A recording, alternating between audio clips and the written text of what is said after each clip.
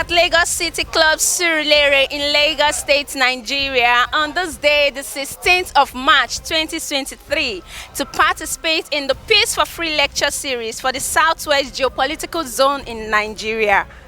With the theme, Sustainable Peace Beyond Elections.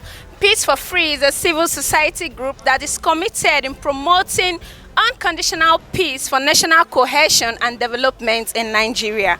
My name is Vicky Mark and I'm reporting for DMI TV. Okay, so what's your advice for our fellow youth out there regarding this? Yeah, please let them embrace peace. All of this is an event. The election, the whole process, let them not get carried away by the waves.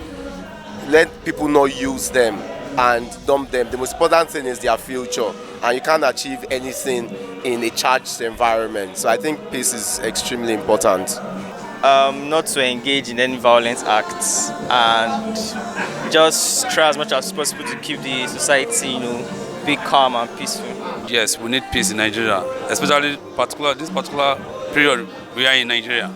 It is very pertinent because of the political situation we have on ground, the elections and all. There's a lot of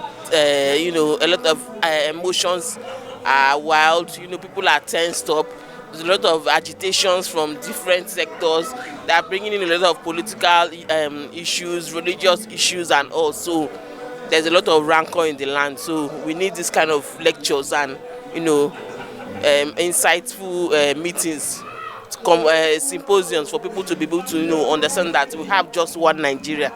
The youth, they need programs like this so that they will learn that they don't need violence, so that they can preach to other colleagues that we need peace in our country.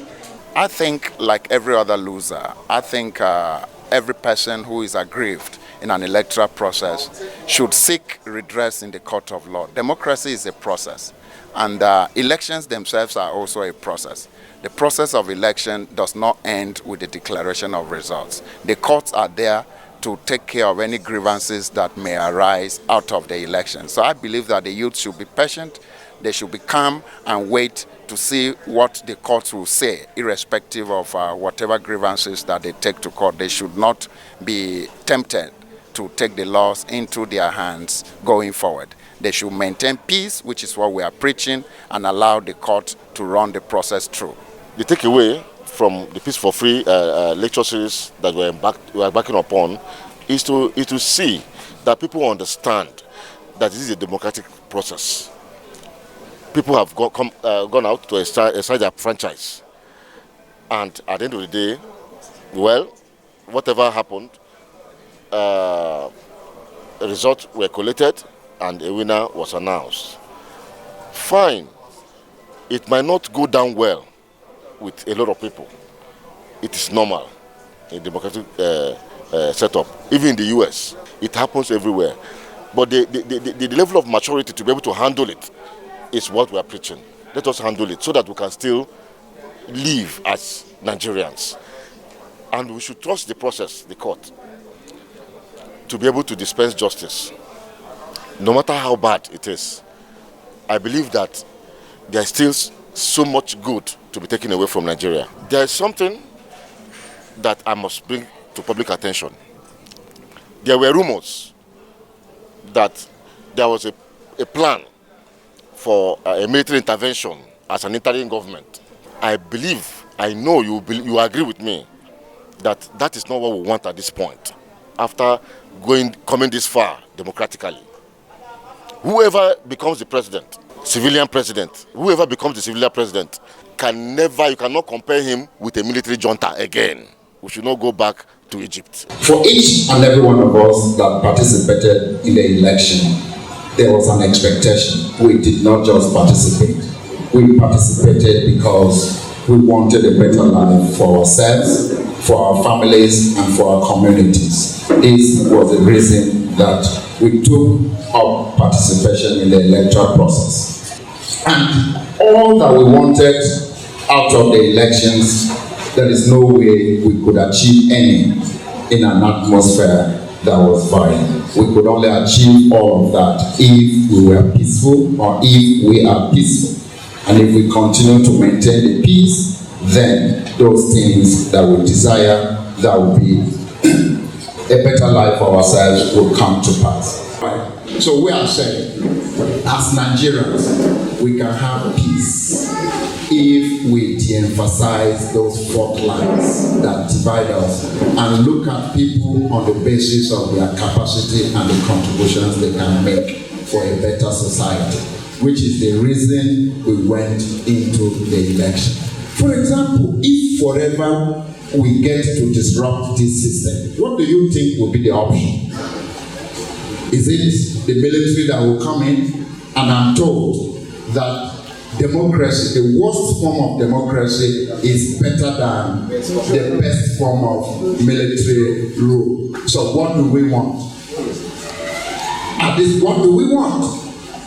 The most benevolent dictator, no matter how nice he may treat you, is worse than the worst democratic government that you are ever going to have.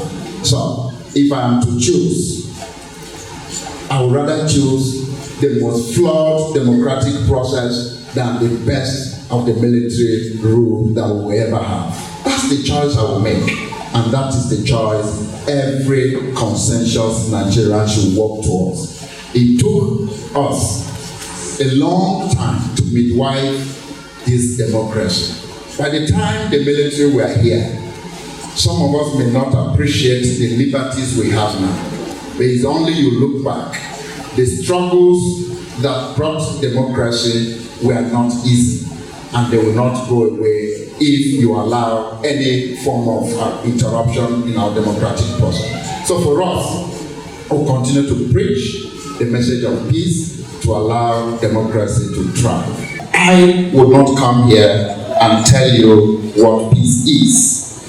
I would rather want us to discuss and see the reason why peace should be at the center stage of any discussion or any conversation that we are having before, during, and after an election. If you think you have an idea to share with us what peace means to you or what you understand by peace, you could just indicate with the raise of your hand and the microphone will be passed over to you. This is a state of harmony when you are in good terms with your neighbors, people around you. Definitely there might be arguments, but such arguments are constructive ones. That you get something out of, not the ones that will generate into or rancor. Peace to me means a state of serenity, quietness, where there is no disruption or interference, where everything is just good. Thank you. Peace means people have the freedom to express themselves, especially at this political time. People can make their choices without being threatened, without being bullied, without being, negatively influenced. They can make their choice from their conscience. We have our differences, and then we have our opinions. So we need to learn how to tolerate our differences, to understand our differences. That's the only way we can move forward. We need to understand that this person won't want this or won't want that, and we need to respect that. For us, we have looked at peace, we've looked at the importance of peace, right? So now, I want us to look at the next level of how to engender a peaceful society. I think it's more about their rights. They feel their rights is being denied and injustice. When you feel that way, then it takes away humanity from you. Lack of love also brings misunderstanding, also brings stability in our environment. The key thing that I take away from all the comments that have been made is lack of social inclusion. People want to have a sense of belonging wherever they find themselves. So for us, we'll continue to preach the message of peace to allow democracy to thrive, even though it may have its teething problems, but as it evolves, we will improve and get better. Having noted what peace is, having also observed the threats to peace. What are your recommendations? What are your thoughts? What do you think we should do so that we can have peace that endures in our country? Tolerance, irrespective of religion, ethnicity, or wherever we come from. Teaching myself, let's say an Hausa person, how to speak this person's language, how to understand this person's religion. Remember that what each and every one of us want when we went to vote was for good governance. So we should give the democratic process a chance to evolve. And we have said there are avenues for us to seek redress, to talk to ourselves. If we feel that this thing did not happen the way I want, there are ways in which you can seek redress. You can go to and demand that this thing should be done differently or they should be investigated, and if you are right, that will be so.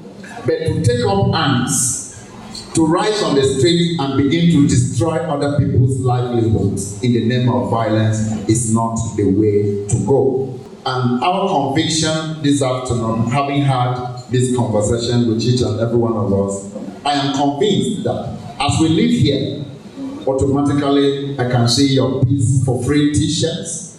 So you have become peace ambassadors for this project, so that you yourselves will carry the message of peace everywhere you go. We are one as Nigerians, and we must continue to remain so as Nigerians.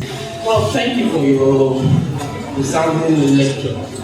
I want to ask, at what point do we draw the line of in terms of being peaceful? We have civilized ways of even expressing our grievances. I'm happy you mentioned that we can have peaceful demonstrations that will draw government attention to any particular issue that we are aggrieved about.